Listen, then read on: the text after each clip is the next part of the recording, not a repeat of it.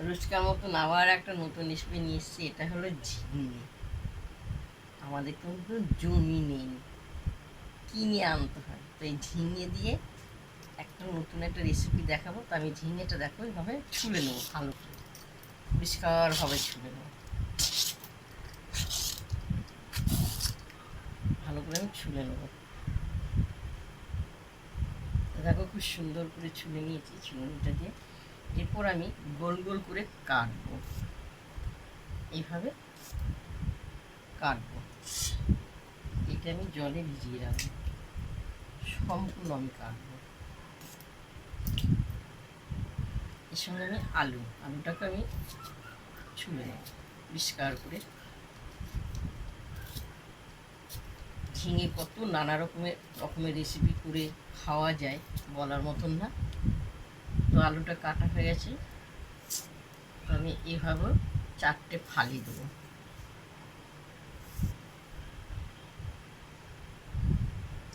ভালো করে ধুয়ে সিদ্ধ বসাবো।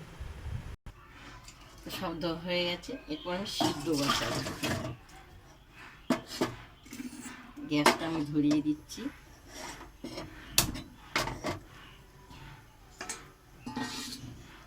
এরপর আমি ঢেকে দেবো, সিদ্ধটা হবে ভালো করে। তো দেখো আমার সিদ্ধ হয়ে গেছে, এবার আমি জলটা ঝরাবো। এই যে জলটা ঝরানো হয়ে গেছে। এতক্ষণ ভাবছি দিদি কি করবে, ঝিঙে দিয়ে আলু দিয়ে মাখা করবে।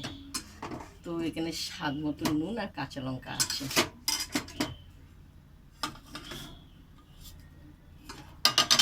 ভালো করে মাখবো কাঁচা লঙ্কা দিয়ে।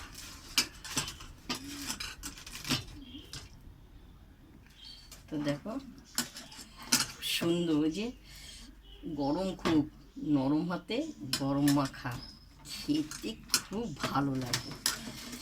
বুঝতে পেরেছো? খুবই গরম মাখাটা। তো দেখো আমার মাখাটা হয়ে গেছে।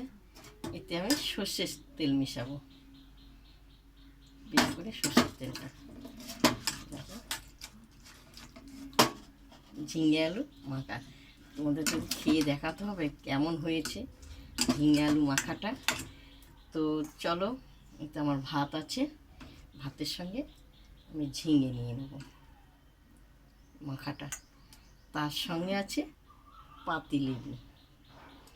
খাওয়াটা আমাদের দেখাতেই হবে। তো ওই যে পাতিলেবুটা ভাতের সঙ্গে রসটা নেব। গরম গরম ভাত, ঝিঙে আলু গরম গরম, নরম হাতে গরম মাখা, খেতে বড় মুখে লাগা। বুঝতে পেরেছো? খুব সুন্দর ঝিঙে সিদ্ধ, আলু সিদ্ধ সঙ্গে মেখে লেবু দিয়ে। তো দেখো আমি খাচ্ছি।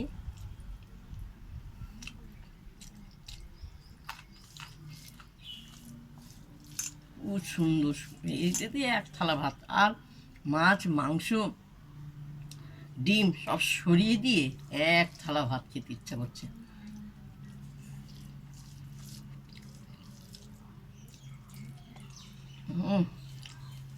সব খেয়ে নেবো।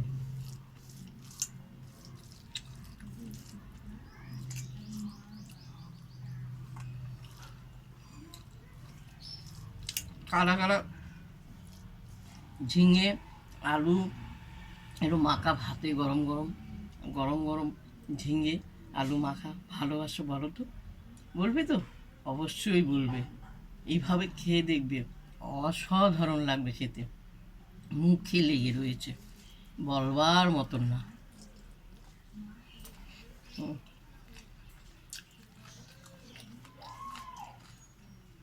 শুভ দুপুর, ঝিঙে আলু মাখা।